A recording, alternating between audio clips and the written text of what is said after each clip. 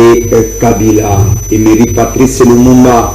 Oublions tous ceux qui nous ont divisés jusqu'aujourd'hui, regardons-nous en face et disons-nous la vérité. Étienne Tshisekedi Lumumba. Le peuple congolais, prenez-vous en charge, car l'ennemi de la République démocratique du Congo est déjà dans nos portes. Aussi, on badine, on risque d'occasionner la balkanisation de la République démocratique du Congo. Mboka et Koufipona Moïbi. Kabila a dit, Kabila a fait. Félix Antoine Tshisekedi, il y a une différence entre un homme d'État et un homme politique. Un homme politique envisage les élections à venir, tandis qu'un homme d'État prépare la nouvelle génération. C'est ce que font les politiciens, c'est ce que font les passeurs, c'est ce que font les professeurs d'université, c'est ce que fait le professeur des institutions humanitaires, ainsi de suite, où ils sont tailleurs. En direct de Kinshasa, la capitale de la République démocratique du Congo, aussi les antennes de Show TV, Bande Kobatali, Mbote, Lissusu, na Manaka Mkoloma, le parlons Congo, tous les bons na Isengo, ya Akosepela, na ba Congo, mani banso, bazouami dans les Congo profonds, na Binagana, Ruturu, Massissi, Goma. Vous êtes dans les Congo profonds, dans l'espace linguistique, dans toute ethnie, et aussi Batribino Soyali Kosa, la République démocratique du Congo, et aussi les 26 provinces qui composent la République démocratique du Congo. Nous vous saluons également la diaspora congolaise au Balakisi couleur Yamboka. Boye ya léopard, naïbisa kibino na parlons Congo. Ata Donald Trump a camé le support. Bato basepelakana Cristiano Ronaldo te bakokoma bakongolais na stade bakolata drapeau RDC. Qui peut me dire le contraire? Nalobaki yango akanga baporte mais nzambe bakoko ya parlons Congo bakolongolesa batumité bakuna stade tola kwake bato batiaki bakamera balakisi kaka bakamera mopanzi ya Portugal. Il faut être bakonzi na biso batala combien nous sommes pas aimés à l'étranger. Bezaka mbongo bokenga na poto bato poto balingi binoti boko ni sape kongoti boko ni somo bato na balo mobaya. Merci beaucoup à nos léopards pour la complexe athée Christian Balukité comme le bon mutumo ko ba comprendre. Je l'avais dit toujours dans ce plateau, Christian Ronaldo doit comprendre pourquoi le nord et le sud Kivu se retrouvent à l'est de la République démocratique du Congo. Comprenez bien mon intérêt. Comprenez pourquoi Zambate minéraux belé dans nord et sud Kivu. Il y a beaucoup de Kagame Mariko Bundakuna. Comprenez qu'il y a mon intérêt. Kayembe côté, chancel côté, Cristiano Amonanité. Nous t'abandonnons bangisa Amonanité. C'est quoi le moteur de l'Ibambo à l'État? On est qui Cristiano Ronaldo na makasi. Aux anges au collègue, t'as la talinga. Déjà moko zana bana na mwasi. Ou a détourné bon. Azoko ko justifier un bon moté. Ministre Mobimba ko justifier un bon moté. Bato bakangi bango 600, bato babenga bakangi 600 fictif na kati ya Assemblée nationale pas aimé bonge. Tokotu na ndoso. Au signer ba décision kuna bato na ba utua. Pourquoi il bénéficie en bon à l'État? Tokotu na Vital Kamerhe na kaningi ni king. Mobali ya maman Chatir Amida. Okoye de service au signer décision te bato na o descend au camera rapport au pesana. Il fallait que je l'aimais bon, je s'en calais. Pour freiner d'abord ma décision dans l'Assemblée nationale, pour attirer les bisous, il faut que Bandekwa ait une recommandation en aide. Expertise dans le travail au ministre de la fonction publique, Jean-Pierre Liao, Ali Kossan. Il doit également nous dire comment nous avons fonctionnaire de l'État combien. Et ça ne doit pas échapper le ministre Mouzito, Adolphe Mouzito, du budget. Expertise, il doit nous faire ça par rapport à budget en Boka. Comment ce budget est départagé. Et aussi le ministre Doudou Famba. Il paye par mois combien de fonctionnaires dans cette république. Moi, je vais te dire Et il doit nous dire, bon, il manque combien. Pour le foot, fonctionner, bazar combien. Jean-Pierre Ligaou doit nous dire quelque chose. Bitumba dans le en côté. Tu n'as pas besoin de cette vérité. C'est ça aussi aider le président de la République. Constitution, article 9 est bloqué Pekuna. Article 9.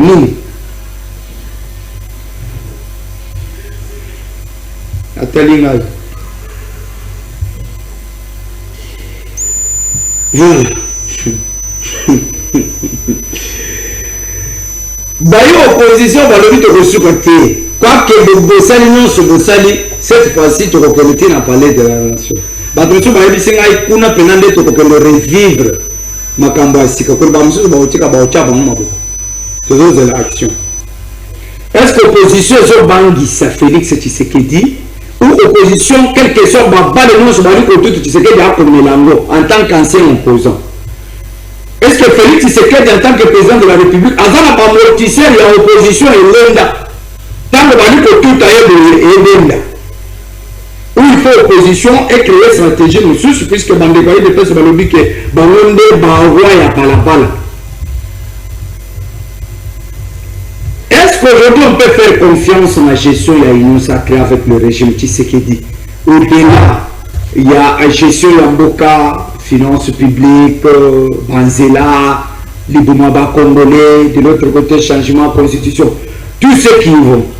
Est-ce qu'on peut donner confiance? Est-ce qu'on peut encore espérer que l'union sacrée est copée ce biseau Mboma, Oyo et Lomobani?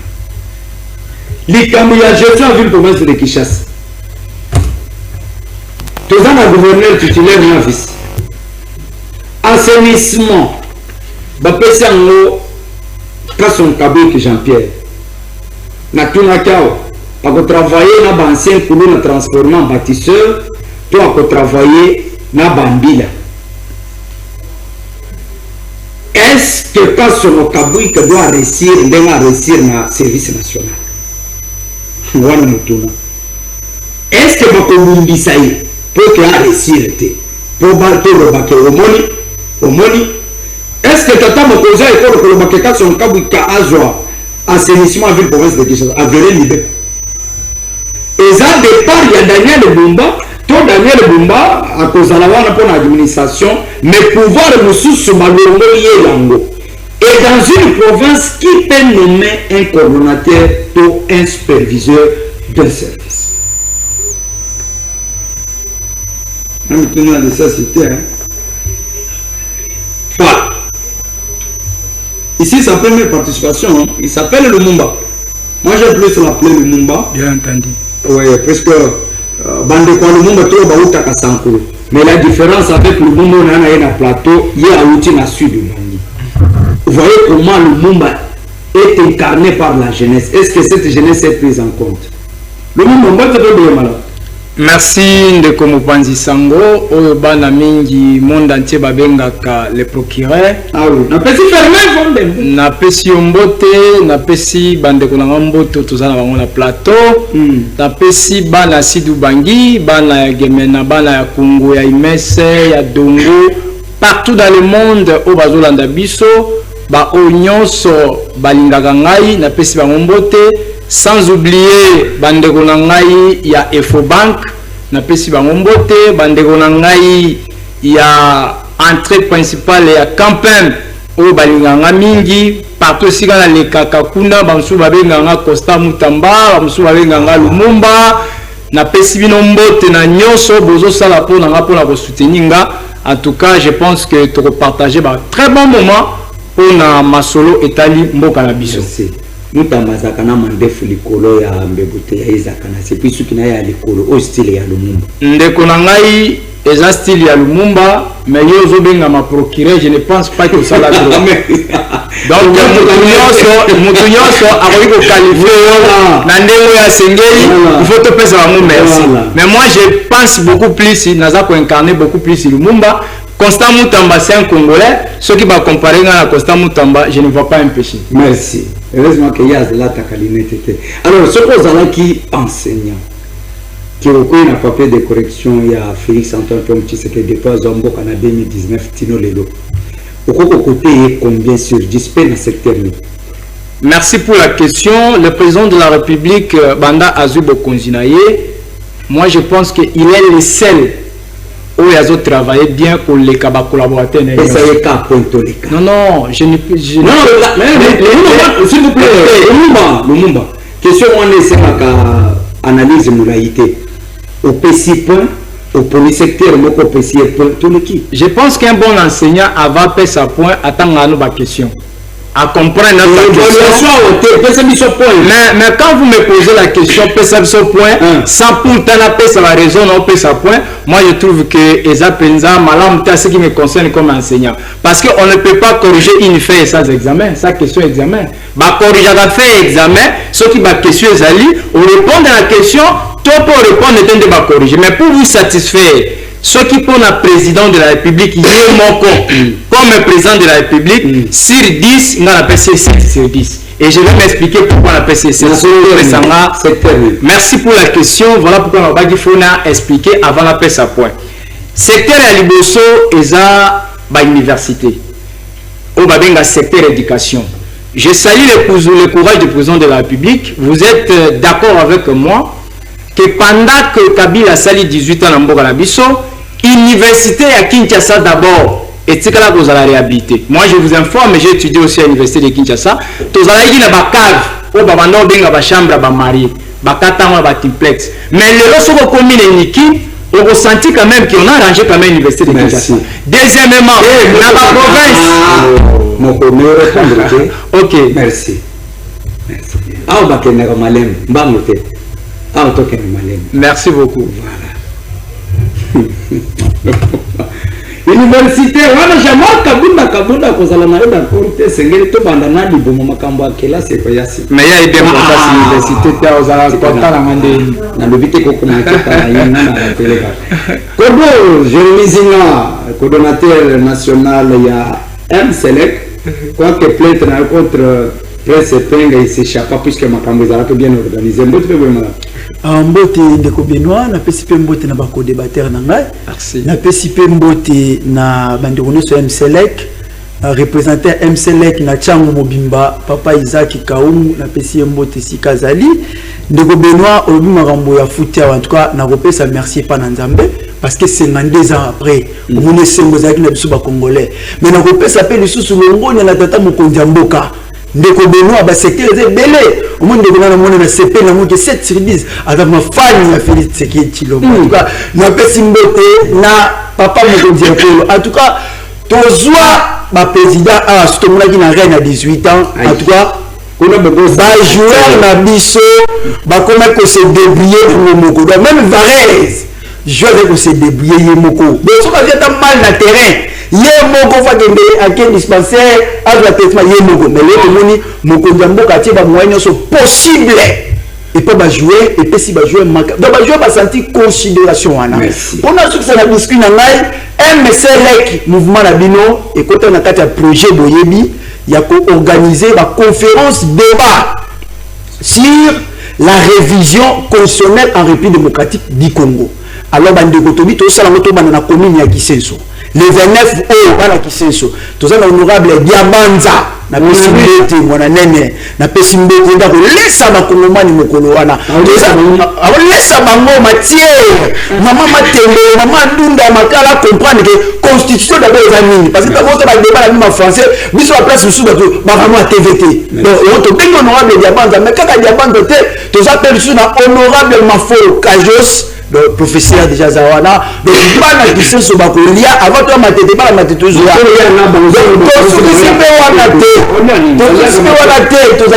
capable honorable Auril Maboso tozana yana toza besoin représentant de l'Union des démocrates musulmans congolais président national lango na combien maître Younous Mafolo aozala wana c'est un maître avocat wa kozala wana pour na fetali za biso malamu conscient tozana ngo parce que na benga yango frappe ngande na hauteur ya conscient frappe ngai c'est ça merci beaucoup merci pardon no bonne na ko ngana ko Benoît indépendant très fâché contre l'opposition mais il faut soutenir mon Tombourou. Merci beaucoup mon mboka na banzi na pesi ba congolais nyonso esiki ezami bino mbote na bosanité bande ko toluka wala plateau na pesi nyonso mbote. Merci. Na bosanité mon mboka to na les problèmes sérieux na ville province de Kinshasa. Dossier Italie hôtel de ville collectif ya ba agent sapeur pompier ba comment lettre na bango depuis 2024 et pas mon mboka dernier bomba kolela pa na ye kobikela musala na bango bazali na ba impayement ba prime na bango l'équipement ezalité depuis lettre on écoute depuis 2024 tilelo suite moko malamu ils ont maté si mawana pe mwana mboka le collègue Kafunga eko kufa ozalaki représentant responsable ya service à sapeur pompier dans la ville province Kinshasa kufaki depuis akufi ti lelo tokeda inene yango remplaçant ya mwana mboka wana zalité donc collectif ba agent sapeur pompier hôtel de ville ba ko senga na mwana mboka de Bumba à sa la mise en place soit une notification il y a équipe ya Sika. Merci. Soit il y a leader ya Sika soit commandant ya Sika au Kamba service au corps s'appelle pompier na ville province de Kinshasa. Merci. Parce que kuna ezali na ministre provincial de l'intérieur au zoki master na ya utaki babatangi na institut kinkolede nda chewana master nani master ministre provincial de l'intérieur comme nani azalaka parce que Daniel Bumba non ministre provincial de l'intérieur Azali ministre provincial de l'intérieur Azali donc ministre provincial de l'intérieur yo tuna yo biro na tuna bakinete donc merci on a c'est ça ok bari ko senga na mo mboka Daniel Bumba à la mise en place en notifié soit a dû s'arrêter pour pourtant nomination il y a au Kamba service à corps s'appelle pompier la ville province de Kinshasa parce que ça est ligne ya mona mboka. Merci ingénieur Papi Kelly deux trois bandes de questions à tata Mokoza Ekolo intervention après Bia Wissa Yamutu et Koti. Mais on n'a pas vu la présence, il y a Cristiano Ronaldo, Congolais, Bandaki Koboya.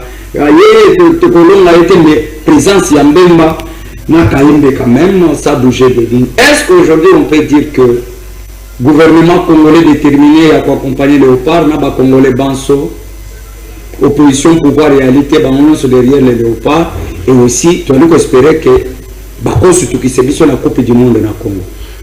Merci beaucoup mon ami Kanabandi na landi le coordinateur Jérémy alobi yango alobi ke boye mwana mboka Félix Tshisekedi on a benga mikolo so le volcan de lo bomoni ke no ba joueur na biso parce que montango tezaki na 2016 15 pour le classement ya ba match wana fo retro commission na ko episode retro commission ezalaki ko sala mana ko episode mwana mboka yevoka lobike makamata commission eza susute coach aligné monto ali ko na ebonga wana oya kokai ngiro mwana mboka de sabre achenya nyama na place na ye et puis mwana mboka Félix Tshisekedi le volcan à la réalité tout le monde qui est terrain kopesa bokasi ya Léopard tant que mwana mboka volcan za terrain au moins peut le passer et pétaki ndembo ni senyaki parce que volcan ali le premier supporter ya mboka na biso donc c'est pas lui mon cas mwana mboka ndenge Léopard abetaki match wana pona na bisa bande ko ngai nyoso tokina ndako ngeno match oyo mbula ebete bilete to kobeta ngo soit 1-1 soit 1-0 en faveur de Léopard. Merci. Pablo, est-ce qu'aujourd'hui on peut dire que deux matchs éticali 6 mois Léopard balikola kisa qui baza déterminé baza complexité pour la kobeta pesa ndembo ndeko Benoît en tout cas on dit ce que otali même équipe ya France on comprend que non ba joueurs belé balika na France ce sont des joueurs congolais problème na biso zaki prise en charge ya ba joueurs ndezaki biso problème mais lelo au moins na yebisio ke mokonzambo omoni ba yi opposition ba finga tata mokonzambo kawa pourquoi parce que tanga yambaki ba joueur à motiver ba finga to za ba plateau to yebi Pourquoi? Parce que tata mokonza mboka alukaki parce que mokonza mboka oyo azana ba stratégie, c'est un bon coach, moi je vous dis. Ana ba stratégie be alukaka dès que tozana ba match important au Liboso na biso, il faut quand même na motiver ba jouer na mobiliser bango. Bande ko na biso pe opposition ba sala ka pe biso ba confusion totale na bitu na bango. Bango kazala mboka ya boutique. Mboka ya pharmacie. Donc quand je gère le pays, ce qui pharmacie le porte na la kayango, non, le pays n'est pas comme ça. Ça ne dit pas que ce tata mokonza mboka loko motiver ba jouer kotoyo kuna armée balali pongi. Ce qui armée lalaki pongi ndé lelo ba fiti si ba kotaki ba komi la c'est pas comment ba sepeli. Ça c'est bien. Donc c'est pour dire que nanga petanga nanga pas sepelaki. Tant pas sepeli kuna alo ba pe fachi oyi parce que moto oyo azana ye. Moto oyo azana ye bira 18 ans. Aboma qui équipe nationale. Bira 18 ans. Malgré tout ça, chan mo mbata awa et puis chan éviter chan wana.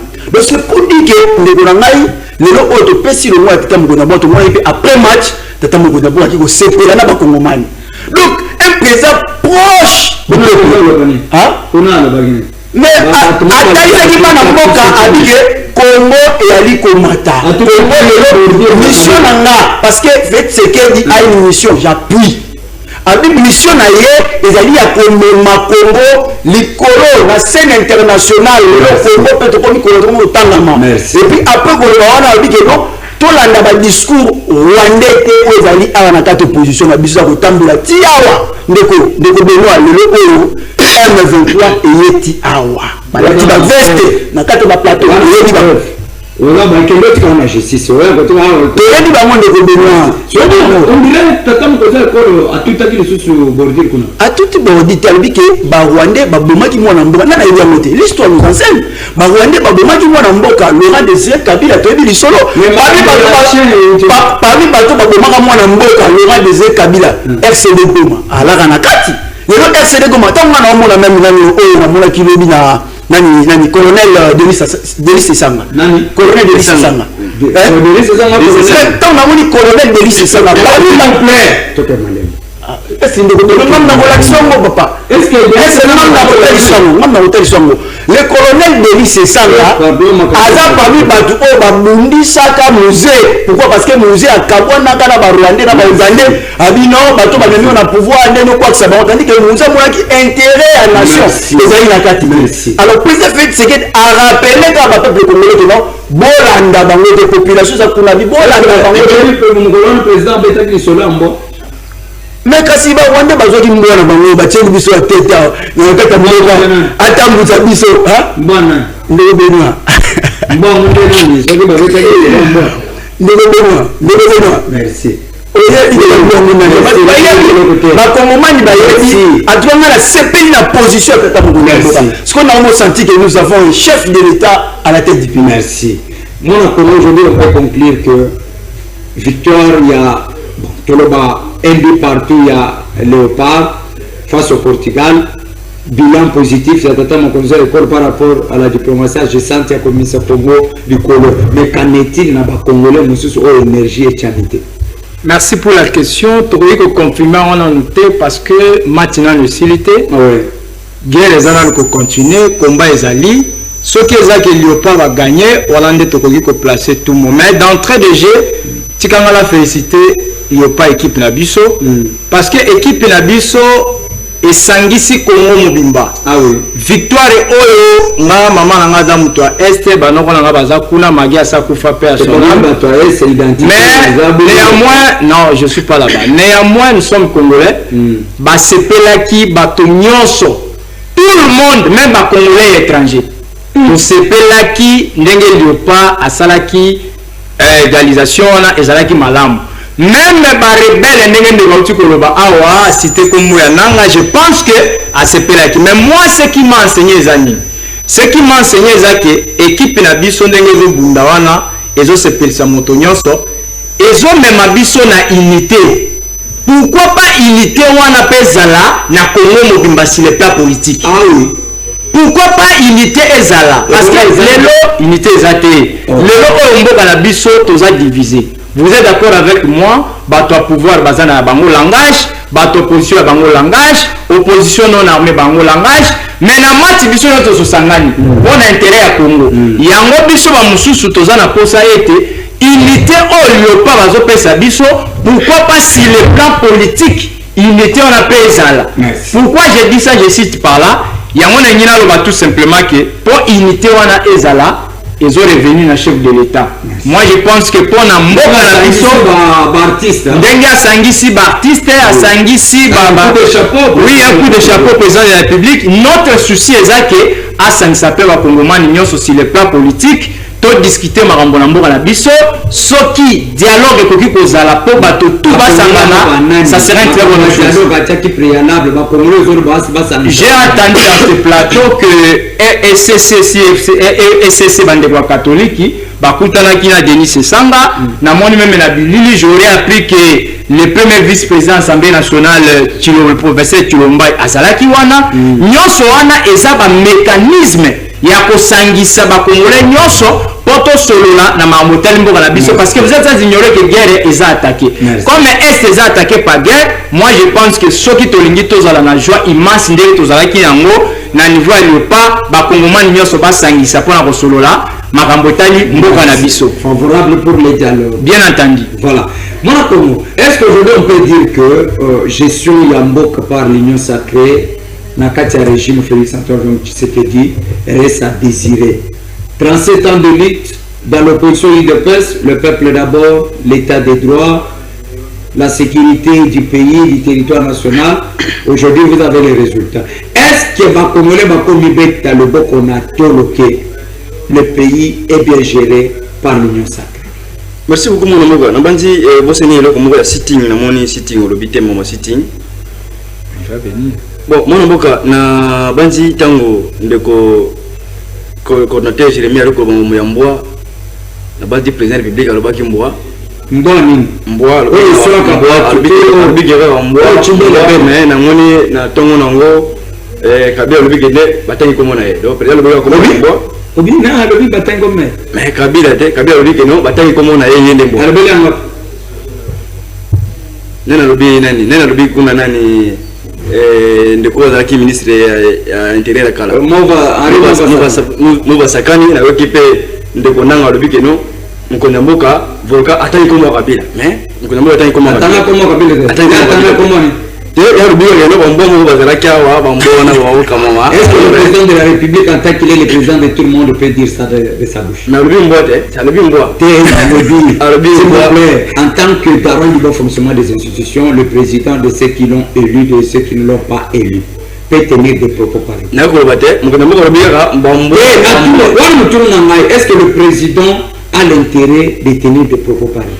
Mais comme il y a une injurité, mbo akengela kabisa c'est mbonde c'est mutalubi mbo ataki kama mtu ataki mtu tena maresema na tongo na ngona moni alimu wasakani ya kipende kwa nanga rubino ila kama kabila bana bila kumimbo donc kabila c'est ngaite s'il vous plaît non bon ça c'est un plateau de ngaite non c'est pas que vous commandez les deux non vous devez retirer ça bon ça va les kamezate non vous retirez ça. Est-il que désormais que Kabila Komimboa, c'est un email, il est réuni. Mais là, il a l'habité. Quelle que soit, vous ne pouvez pas être d'accord avec lui, mais il mérite du respect. Je sur mon plateau. Ça va la retirer. Allez-y. Moi, je veux dire que le gouvernement et l'Union sacrée est allé en place. Donc, on a mis ça avec le Salama. La bande de Gourmou, c'est le plein d'éducation. C'est le plein d'éducation. La bande de l'université à l'Ikotongama.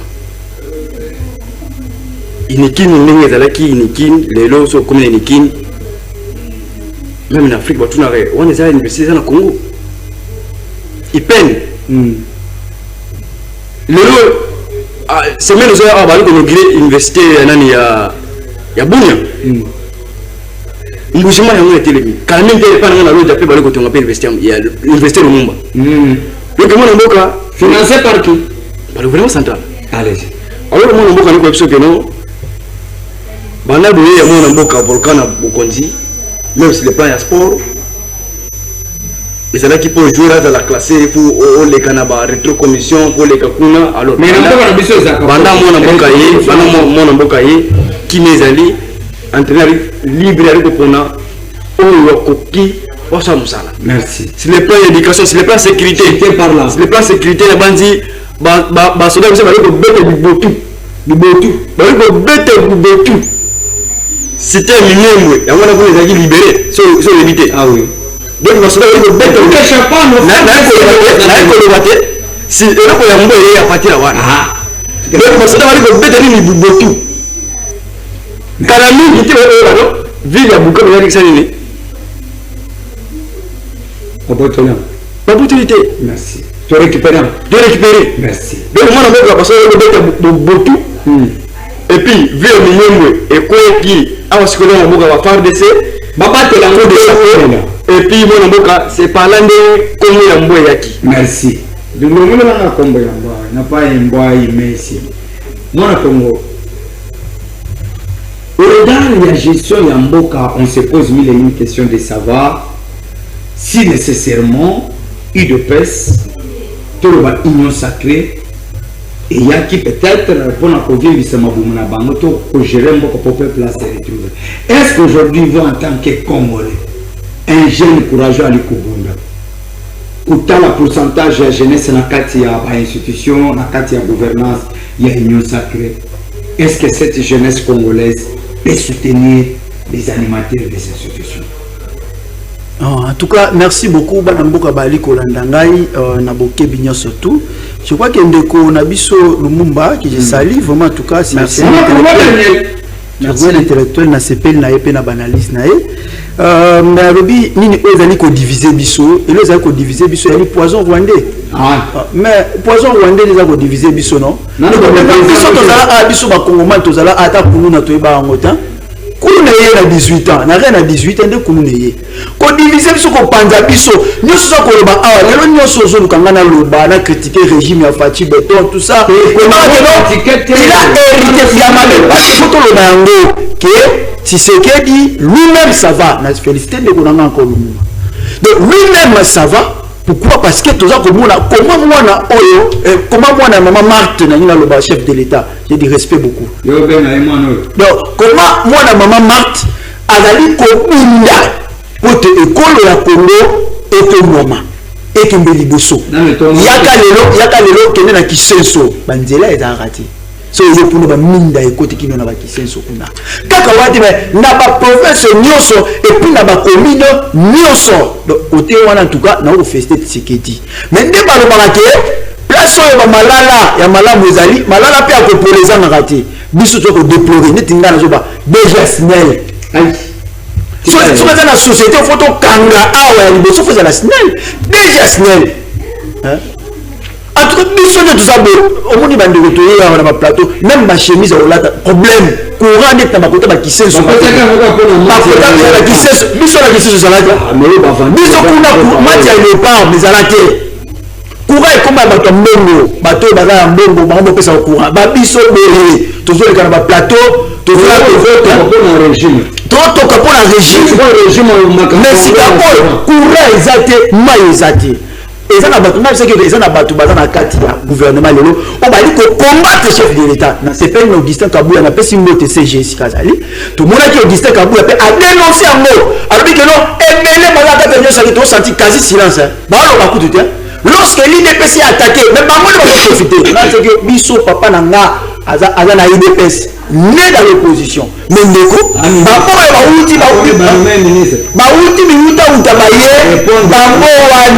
bango wana nde bazali ko lia lelo na kati ya gouvernement ya Fachi. Donc biso to dit que Fachi aza parfait, Fachi aza na berère non. To dit que Fachi ça va parce que par rapport à la président Moussou Obaleka lelo Fachi ça va. Mais na kati ya Fachi est quoi coach et c'est nel batusu baza na gouvernement balonga balonga déjà snel ou ba ke libanda et là batusu on a tant tout ça tout le changement condition.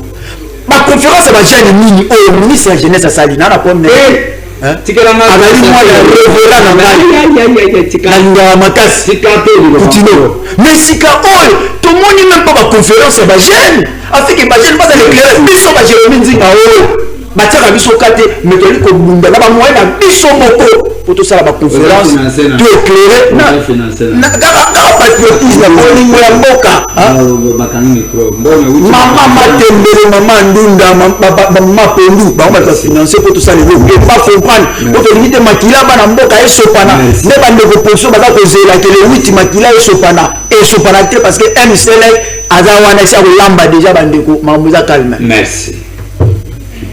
Courage. La jeune conférence, vous avez financé par qui? Vous bénéficiez de la conférence, c'est de plus de 10. Qui vous finance les jeunes communicateurs? Moi, je connais.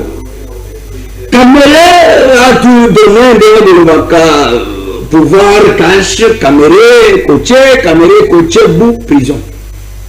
De ces 100 jours. Caméra, union sacrée, IDPS, bout. Ministre de l'économie, bakele television masango na mboka mususu. Si ministre babimao, bakele television masango na bamboka papa. Kamere a bloqué des marches, il y a changement de modification à la constitution. Kamere côté, babalaye na perchoir. Et Nego Jazong. Est-ce qu'aujourd'hui, au-delà de tout ce que vous avez eu à donner, na UDPS, union sacrée, vous êtes fiers de ces traitements dans la union sacrée? Merci. Avant de répondre à votre question, qu'il me soit permis à préciser que ici je parle comme un analyste politique, comme un journaliste, comme analyste politique, comme un journaliste. Quand bien même je suis l'un des cadres de l'INC, l'un des communicateurs de l'INC, donc ce que je veux parler ici, ça n'engage que moi. Par rapport à la question, par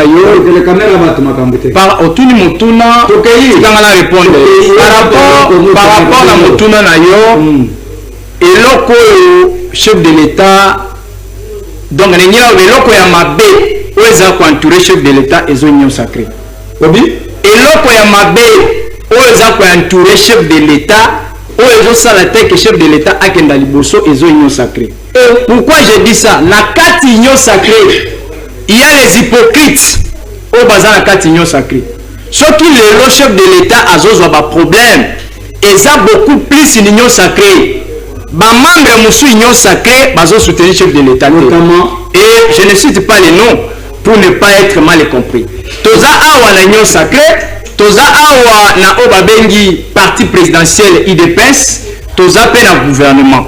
Mais pour le président Vital Kamerhe, le président Vital Kamerhe, il est le seul, où a toujours mal compris. Il est le seul que pouvoir, Dongolomiso, Salignon, créer Zizani entre le chef de l'État et le professeur Vital Kamerhe. Babo Saniete, tant que tu as na campagne pour tata mokonzi ko la bokonzi, bango nyonso wana o bazo lia lelo miel. Permettez-moi de faire mes analyses na linga kutanga bakombo ya bato na plateau te pour repesa bangongambo. Le président Vital Kamerhe, il est le seul à continuer à soutenir le pouvoir malgré les injustices qu'il a subies. Et je vous donne un cas récent. L'ordonnance à chef de l'État ou Tikobima a un mandataire. Tangelanga na INC va nommer combien de mandataires? Au moment que bien que ça, le président Vital Kamerhe a continué toujours à soutenir le chef de l'État. Yami Balé, mais il n'a jamais quitté l'Union sacrée. Il n'a jamais quitté le président de la République. Il n'a jamais été dans le... Et ça, question hypocrisie. Nous assumons Toroba qui est pour soutenir le chef de l'État, Tina Souka, malgré l'injustice. Malgré le combat au BC Vital Kamerhe Azozwa. Les gens Azoka Batobele Bazolo Bango, président de la République Kamerhe Azolo Baté, président pourquoi? Mais vous voulez que Kamerhe fasse quoi? Botikaye Afanda. Kamerhe jusqu'à présent Azolo Bango na plateau, Azana ba très bonne relation na chef de l'État. Et de mona ki nenga zalaki na anniversaire chef de l'État, Azalaki wala présent. Bisika nyonso. Le président de la République Azali, toujours continuer à soutenir. Mais pour chiter, au Tuninga Moutouna Papa, l'Union sacrée, on va répondre au chef de l'État, président Vital Kamerhe. L'Union sacrée de Kolanga, ceux qui te le dit, au Pesabila, il y a Bandeko Owazo Kamba. Moi, je ne parle pas beaucoup d'Union sacrée. Nous avons un gouvernement en place. Nous avons un gouvernement à Maman Soumina. Il y a trop d'incompétents dans le gouvernement. Notamment, les gens ne travaillent pas. lelo oyo na mboka na biso courant problème, maïko problème, kotambola problème, transport problème, embouteillage. Nous sommes les chefs de l'État et ça gouvernement na biso. Monsieur les journalistes gouvernement président Moutoualo Maka, mais na pratique tant qu'on va payer sur responsabilité, il faut ça mon cher. Voilà pourquoi j'en appelle au chef de l'État à ça la remaniement. À ça la remaniement. À l'ongola ba ministre on va so travailler parce que etikali 2 ans ya pamba. Na 2 ans ya pa etikali 2 ans mandat chef de l'État. Makuna balobi azana mission na mandat. Ne konangai koloba lokola moto nyonso te. Constitution na biso oza journaliste. Constitution na biso epesi président de la République mandat ya 2 ans. Yani il y a 2 fois. Une fois 5 ans, une fois renouvelable. Azana deuxième mandat na ye. Tokotuna ye bilan na fait mandat na ye. Alors bilan wana tokotuna ye yango population bakotuna ye. Il faut ba ministre na ba sala mosala. Voilà pourquoi to sengi na chef de l'État à ça la remaniement parce que ba ministre bazo travailler siko baza ba compétent bazo koka ko satisfaire besoin de la population te. Il faut pas changer gouvernement. Je crois que vous allez malama. Le but que ba ministre aller travailler ba incompétent ainsi de suite. Bien sûr. Et là ba projet nous sur tata mokonzo école à salle confiance na caméra PCA. Ordination nous sur la caméra. Tala ba yombo ko ebisa bango. Projet mini caméra tambi et tamboli et sur l'IP je suis à mon compte puisque le dit que avec lui depuis longtemps il n'est pas causé le magambasa nalinga ko pesa nga ba projet yango eza projet 100 jours projet nini 100 jours mon cher on ne peut pas revenir sur les projets 100 jours parce que j'ai partenu déjà n'a passé le président Vital Kamerhe mais ce que le but de Sarambonga pourquoi justice congolaise est là-bas qui merci. Pourquoi Bimagi na prison? Merci. Pourquoi après que la prison va nommer premier vice-ministre et ministre économique? Pourquoi après l'économie à l'Assemblée nationale? Yo lingaga salani. Merci. Tout na économie va voir bisayo. Merci. Amati si salaire va ton économie. Ya matsaka salaire. Ah, ya kana Assemblée nationale. Na président. Na ministre. Bien entendu maison sociale à la Congolais. Ça fait partie sociale à la Congolais. Quand l'Assemblée nationale au moins va grève. Bazo les la coûte président Vital Kamerhe à l'Assemblée nationale. Pour votre information. Administratif jusqu'à présent bazolinga ete Vital Kamerhe azonga parce que tikangala ebisa pour fungoli contre Emeboji question ya contre Emeboji te Emeboji aza moko ya INC mais otulinga par rapport à président Vital Kamerhe naza ko répondre que zwa micro na kita na Assemblée nationale ba administratif voire même les ba député mususu bazo senga que n'importe ya Vital Kamerhe baliaki quand même ba melaki mai ba melaki loso baliaki mais pour le moment, la difficulté c'est énorme. Mais contre Kamerhe. Mais il faut se rappeler après que Bazaki une mauvaise gestion. Une erreur grave. Merci. Merci. Assemblée nationale a nous côté de la caméra, la carte d'électeur de l'état du MAPCB, d'abord la caméra. D'abord, Bengani pour les journalistes pour votre information. Dans le but de la carte de l'état du MAPCB, bilongi na kete moto alongola français ya les écrits restent et les paroles s'envolent et les écrits et la parole et les photos et la signature de Nika de malongola na français quand tu es rotina bilongi et tu quand les casa peine c'est ça le bilan de tata mokonzo école auto soutenir moko antombol fachi beton élection à 7 jours na 7 nuits. Ça c'est bien. Moi, apparemment, qui chasse que vous allez gérer à 3 personnes. Gouverneur titulaire, tout le 4 5. Gouverneur titulaire, vice-gouverneur, assainissement et qui est pas qu'à son cabine. Assemblée provinciale côté pour contrôler. Bakambi ya ba service wana bazar redevable à qui? Daniel Bumba redevable à l'Assemblée provinciale ou pour contrôler le gouvernement provincial. Qu'en est-il de Jean-Pierre Kasson Kabouik? Bakobé ça y est l'Assemblée provinciale a justifié peut-être Michoro Bakochan assainissement a expliqué Bisso le lundi assainissement avec autant de député professeur Bakobé ça y est tant que tata mokonzo école nda lobi ki azalawana. Est-ce que la démocratie respire na kati ya ville provinciale de Kinshasa? Merci beaucoup mon Mboka. Nabandi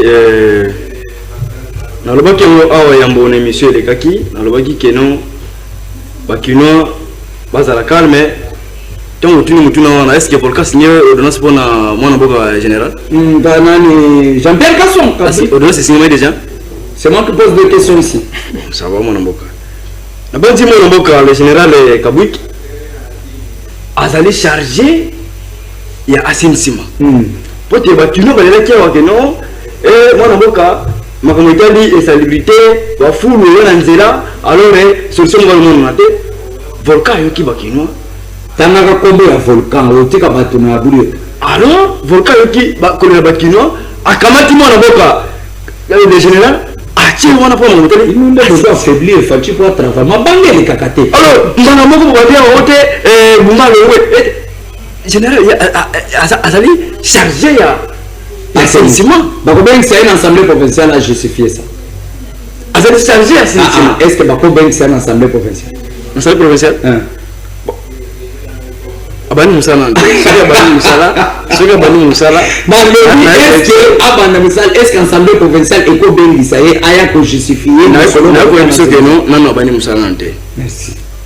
Et le ko na landi ya rubi lobby ezana 5000 bâtisseurs bakuma Kinshasa les anciens colons na transformer en bakombola alobi na moi mona lobby soki obwaki molani na balabala kinwa oyo na ngasika oyo omeli mai na yo na Gombe bakotia ba poubelle wapi bwaka molani na oyo ya boulevard du 30 juin bayibi bakotia ba poubelle bayibi omeli mai na yo fololo baka poubelle omeli nani na obi mukate na yo zwa chasse na yo bwaka na poubelle soki oboki na balabala okuta babatisseur na sika merci et puis basengi na baoyo nyonso basali bandako na bango na pembeni ya Kalamu na pembeni ya fleuve bolongola batie na bino assainissement et quel sous la construction marché on est environnement on est environnement s'il vous plaît on est environnement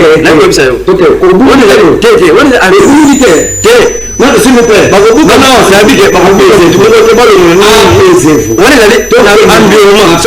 allé environnement ça peut éviter environnement s'il vous plaît Jean-Pierre Kasson Kabwik alina musala ya passenir ville alors ce qui est connu qui appelle ça ordre bateau bazwami pene na mara Kalamu balongo wana connu makambo ya construction marché na ko ba alobi ke balongo te alobi ke na alobi ata balongo te balongo ne batio na bango batie ba PVC na bango ya toilette na mai ya Kalamu bakotie batia na balopongo na bango batia na balopongo ezali na compte ya environnement donc mwana moko mpona silisa na koloba awa keno babatise balikoya bakinoa oyo bolelaki mingi epai ya volcan mosali kosalema cette dame là awa question kotuna ngai ke ote place ya kozwa fonction na ye awa eza bozema ordonnance merci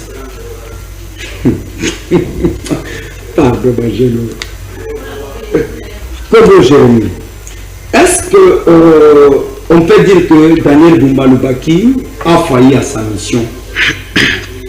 UDPS a failli à choisir un meilleur candidat gouverneur pour la toute première fois que UDPS gère la ville provinciale de Kinshasa, où Daniel Bumba n'est pas forcément financé pour mettre en place politique naïve.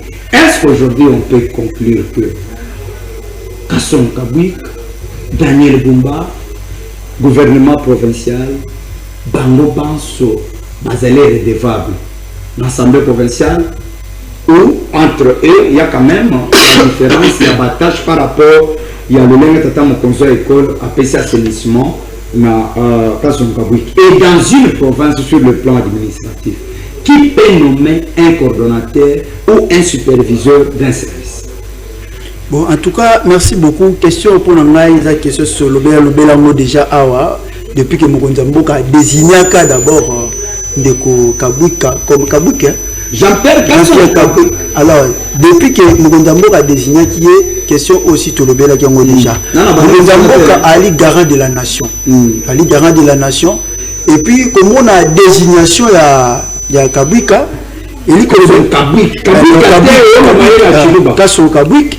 Et lui, Mokonzamboka a constaté mbala mingi mais gestion la ville à Kinshasa to pe incompétence il y a ndeko Daniel Bumba au biso nyoso to décrire na ba plateau à tout moment to leka tata mo mboka yo kaka te tata mo mboka bo so tata mo mboka alobaki ke a révoqué Daniel Bumba. Je crois qu'il a ça la violation déjà. Voilà pourquoi est-ce qu'il y a ça Kabandeko non, Kabila n'avait pas changé la constitution. Tout ce qui n'a constitution à Congo.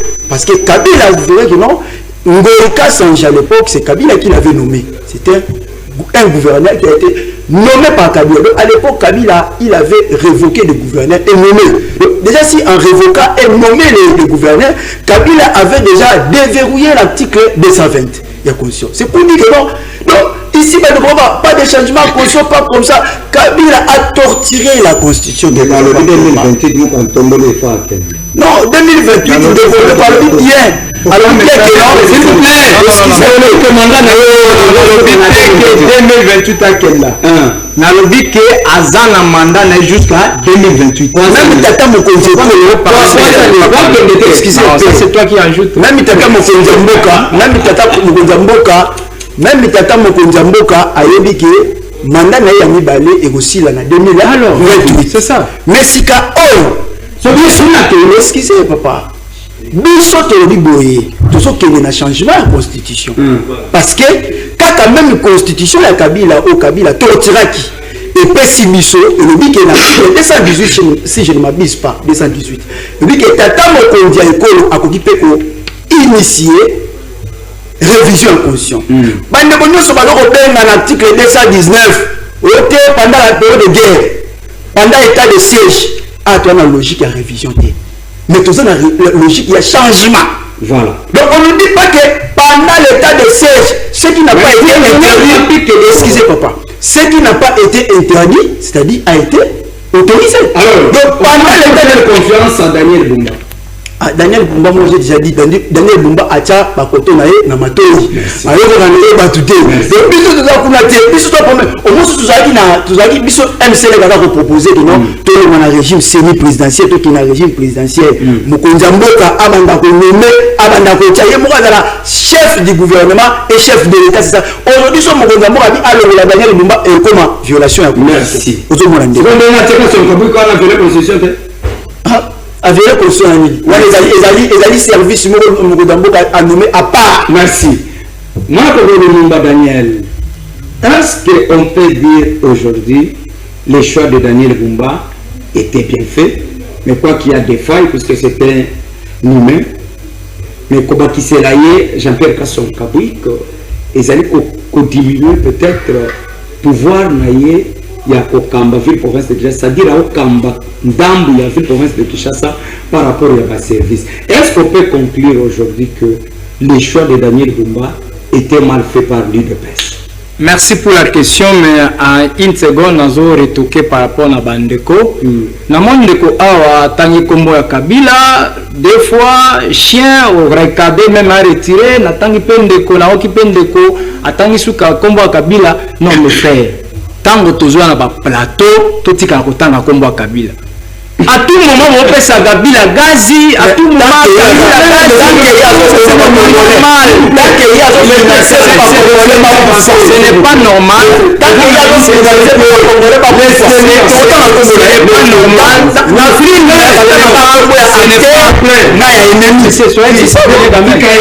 ce n'est pas normal nous qualifions Kabila c'est un rebelle. À tout moment, tout le temps, on ramène à Bamakambo, Mikel, tout le temps, à Kombonaï.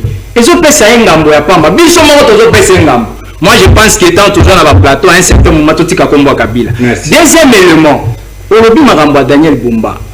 Daniel Bumba, c'est un incompétent. Daniel Bumba te défend partout. Moi qui vous parle, dans les médias et belé, na défendre Daniel Bumba par rapport au programme naïe ou à présenter. Mais tout le monde comprendre que non. Programme à mettre en action. Mais je me pose la question, pourquoi Daniel Bumba va avoir été ce qui a dit que parti Moussous, ne va qui est déjà. Comme Azam a été presse, il y a un continuer à garder.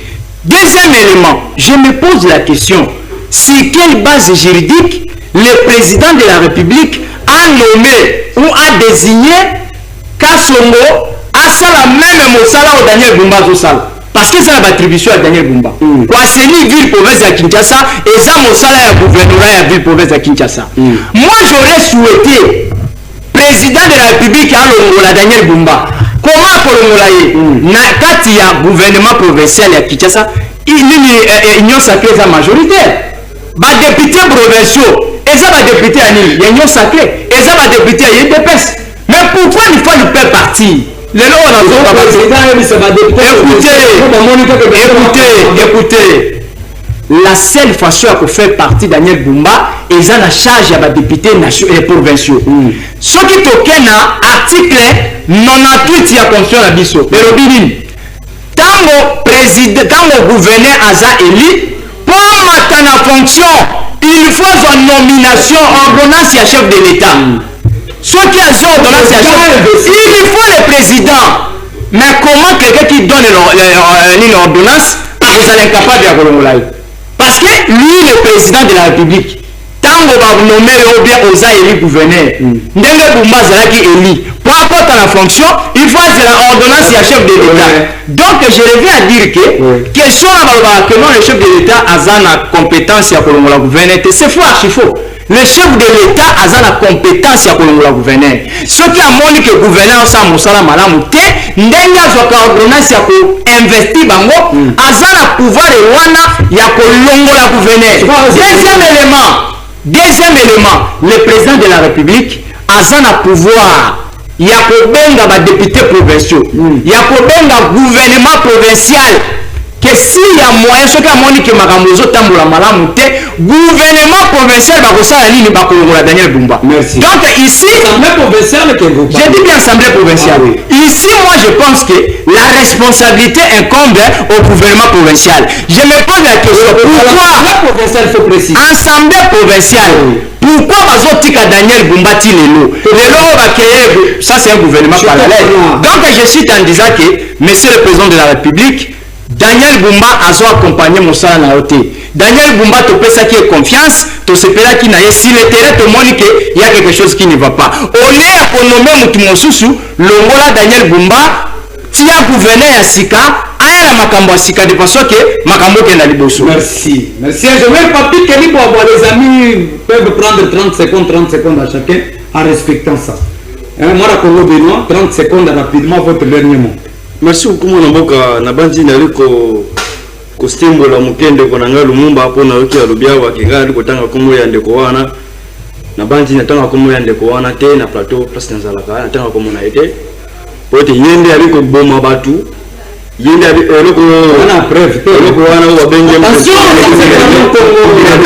komo na yawa natanga komo na ina na ko bate pote lumo lubike ndio lumo lubike natanga komo ya ndeko wana na komba ndeko nani yemu wa tanga komo kabila tenga tanga komo na ete alors mon amboka na bandi na ko senga ba congolais on se siki zomi bino na tongo lelo na moyo toi déjà na moyo na moyo ko tanga kabila mingi alors nataka komo ya kabila te okay shite nataka komo kabila te bande ko na opposition ba bengi susu bango le 8 pour zaraki awa conseil de gauche et na 664 awa sikoyo ba yaki na assemblée nationale na sitting na bango salaki mpaka wana sikoyo ba bengi bango keno bakene susu wapi na oya ou bien palais de la nation palais de la nation te babi oya bakene na oya bakolukani bakene lukani palais de la nation palais de la nation OK bakene place à Moussa na bureau ça dit bakene na oya na bureau te bota ko vivre na ko silisa OK ba OK na palais de la nation angola ena moya ko singa ko yibisa bande kono so population congolais pour na kwa kinde kuna ngalo baki yango keno bola na batu wana te so ina lobia ko bote ko ba wana te olore na pas de na ko senga ko congolais keno ndenge bokenda kiti na zura bango le 12 wana mona mboka kende musala na yo sala musala na yo po mona kinde ko wana mona gataki ba ketchup mona kinde ko taki ba ketchup wana ke ndeko nga fa yiro taki ba ketchup ya zukipota pota na bango so wana mwana mboka zaka kawa mupanzi moko c'est ça la pota wa matete yiro pota pela kawa mwana mboka sema kabulu pota na kawa ba pota na bango so wana zaka kawa merci Merci, merci.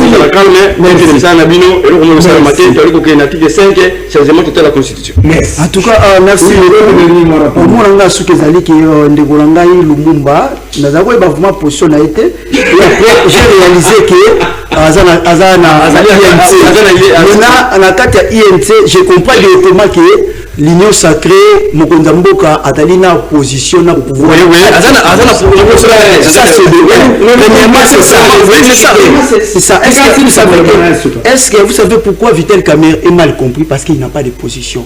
En réalité, il n'a pas de position. Il y a beaucoup de choses qu'on peut dire sur Vital Kamerhe.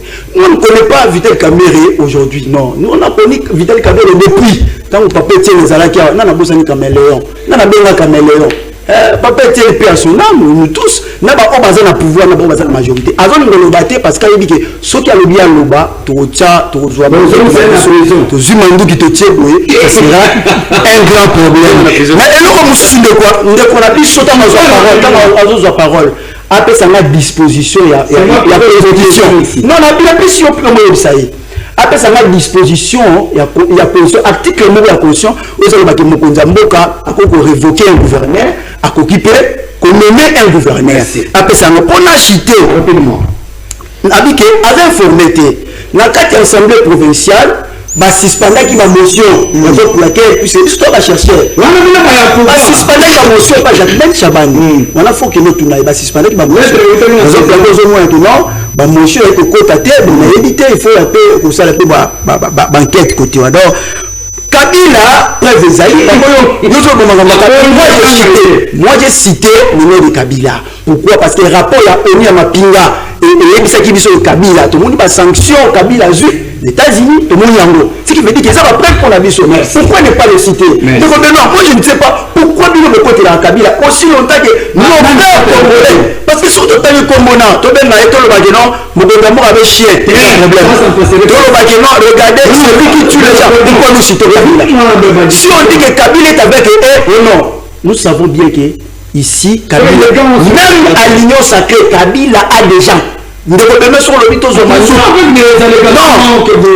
Non, pas l'allégation. Ce que le mythe est Bissolana, le mythe est Namando qui toya. Ça va. Quand on ça monte la cause à la brève. On vient. Préparer. Tant que la plateau n'a bien préparé. Merci. Si on monte la zone, si on monte moto, il s'est bien préparé. Donc, matière les amis. Merci. Merci. Semaine à lundi, matière les amis. Même que donc matière les amis. Il était scellé. Il était scellé. Yo le tire à ma roboté. On est dans ce milieu. Bah si j'ai besoin de m'envoyer le cas là. Il va dire ça. Merci. Tu vois pour le mandu quand le bomba. Le bomba semaine à lundi. Pour organiser mandu. Tu vas citer dans les monsieur Benoît, cause dans la presse cette émission, tu peux qu'on a bien mon colonel beaucoup à la mandu. Tu peux charger solo à Caméré, tu peux charger solo à Union Sacrée, tu peux charger solo à Kabila, je l'annonce. Bobo m'a mandu qui l'a vu. Ma camba ko fait ma battre les cartes. Sinon va obtenir le mandat de recherche. On a comment votre dernier. Merci. Même la vie il y a Bandeko avec Caméra, Caméléon. Merci na CP na Bandeko langai. Ndenge lobi ke baya to lobela Vital Kamerhe et ko salanga et c'est momi. Mais je reviens très rapidement. Peut-être à vous comprendre ngate. Nauti quoi Sabine na lobi la nation américaine parce que les n'a pas de minutes. J'ai dit ceci. Comment quand article 98. Article 98 est pour gouverner à compte en fonction, il faut président de la République à ça nini à joie deuxième élément na Ituri président a zone nommé ba gouverneur militaire. C'est quelle base juridique a zone nommé bango? C'est quelle base? État de siège. Mais pour la militaire, écoutez, lorsqu'il y a quelque chose qui ne va pas, le président de la République a garant à ma bonne institution. Il est le garant. Ce n'est pas ça la loi. Il est le garant. Laissez-le.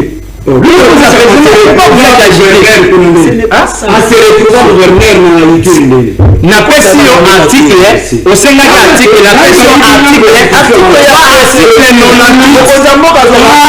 gouverneur va pas voter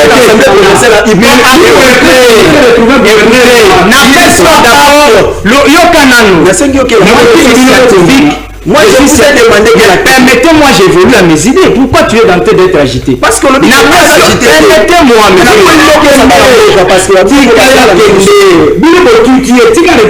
le mal est agité. Tant nous sommes à plateau, la personne d'abord article à l'Ibosso. On les a investi d'abord gouverner. D'abord pour la web que pour gouverner à Banda Moussala, il faut pas même investir en ordonnance.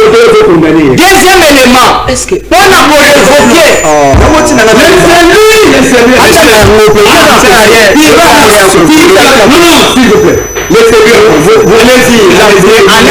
un mot, je dis. Allez-y, continuez avec votre point. Oui, en un mot, je dis ceci que non, Bandeko Soki Bozan a besoin tout ça, la débat pour la Vital Caméra, nous a d'accord. Mais je reviens encore, mes frères amis, c'est réfléchir mal, ce qui montre une analyse contraire.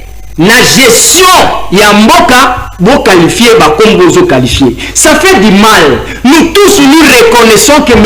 Kabila a participé au mouvement à M23. Mais moi, je refuse à ce que n'a pas plateau, nous sur la battu de pes balekaka, bozaka Kabila, et ça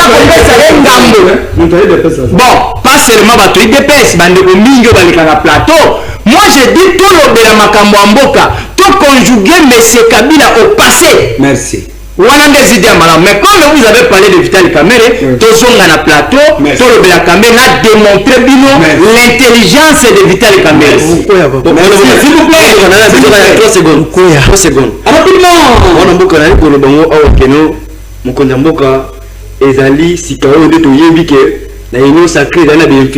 Merci. Merci. S'il vous plaît. Drapeau à la qui sa couleur na ye. Mais si on ne parle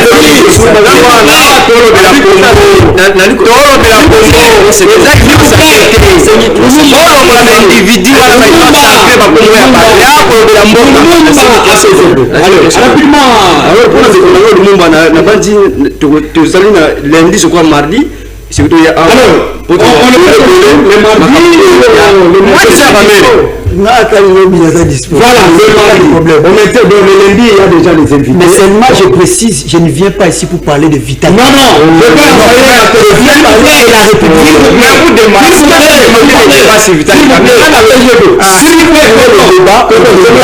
mais je précise l'opinion que je ne vais pas. S'il vous plaît, on ne va pas forcément parler de Vital Kamere, mais on doit parler de son parcours Nakatia Mbokanaba institution. Bien entendu. On doit voir Nakatia Union Sacrée, qui est le président de la République, bien qui entendu. n'est pas. Bien entendu. Nakatia Union Sacrée, donc c'est un débat. Non. Laissez-moi désannoncer l'émission. Je crois que le mardi, on doit vous donner les temps pleins. Le mardi, je l'ai dit, il y a banane sacré. Est-ce qu'il y a des têtes infiltrées? Il y a des opposants. Est-ce que le président de la République nous-mêmes on doit parler de ça. Apaisez-vous dans une minute de secondes. Non, on n'a pas de 2 secondes ici. Merci beaucoup. Ça c'est bien.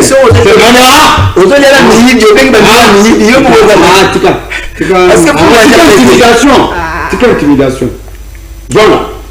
UDPS Tshisekedi, Fédération de Lubumbashi D, base Kamanyola, Ozali Kokambama, na président fédéral, le sénateur Bani Kabero et aussi le président cellulaire José Mofoko. Voilà.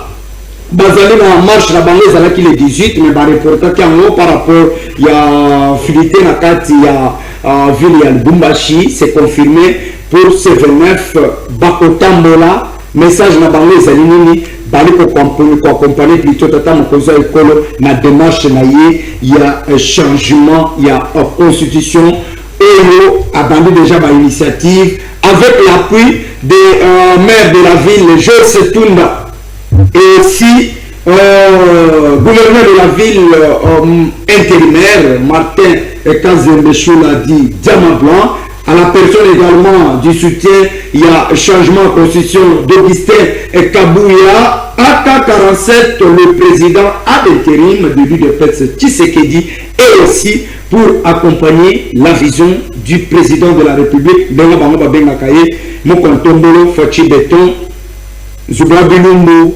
Moulankwasa, Nyonswana, Natine ya Tata Mokozo Ekolo. Merci, na président cellulaire José Moufoukou, na président fédéral UDPS Tshisekedi, Lubumbashi 2, base Kamanyola, le sénateur Dani Kabon. Avec toute l'équipe de Show TV, l'équipe de Parlons Congo, merci na bande de Sobalandi, émission il y a Mukolo Malelo, émission réalisée par ingénieur Papi Kelly Bois. Sima, il y a ma caméra, tout ça qui est dans Congo, Kapela Fumukimbango. Voilà. Tuyambaki Natina Nabino Cordo, Dani, Jérémy Zinga, le coordonnateur national du mouvement M-Select, Pemoko Alikolo de la pouvoir en place. Également, Benoît Omedi, il est l'indépendant pro au pouvoir, ainsi que Lumumba Daniel, confrère journaliste, analyste politique indépendant, mais quand même, l'un des communicateurs de l'UNC de Vital Kamere Wakaningine King. Très bien. Merci beaucoup. Nabande Kobalandi, le plateau est ouvert à tout le monde. Si vous voulez contacter Bicho, numéro Ezaliwana et pour participer à Ndenge et Sengene. La rediffusion de cette émission sur les antennes de Show TV à partir il y a 22h05. Merci. Avec l'assistance et la présence du directeur des programmes, l'Apollinaire, les défenseurs du DG de Sonama. Ah, c'est ça. On a bêti bande DG Sololaka. Ça m'appelle, merci. Ça m'appelle DG Sololaka. Baïbisio, le beau pété. Mais Banaka Saïba, on a frappé un boudi. Le chef a le dit l'embessec. Il y a un l'embessec. Fungama. Dès que tu dis l'on va fungama, on va communicateur na DG à régie des eaux. Il y a mais la kamaï où ils allaient importer. Mais il y a un peu ce bissoma à régie des eaux. Et puis ce côté couleur à maï, on attend Satan, ça va couleur. Et puis courant, on dit que ça les autres peuvent se maï malivité. Peut-être l'anda pour la te dit l'on va pour ça les groupes. Mais il est le DG à Snell.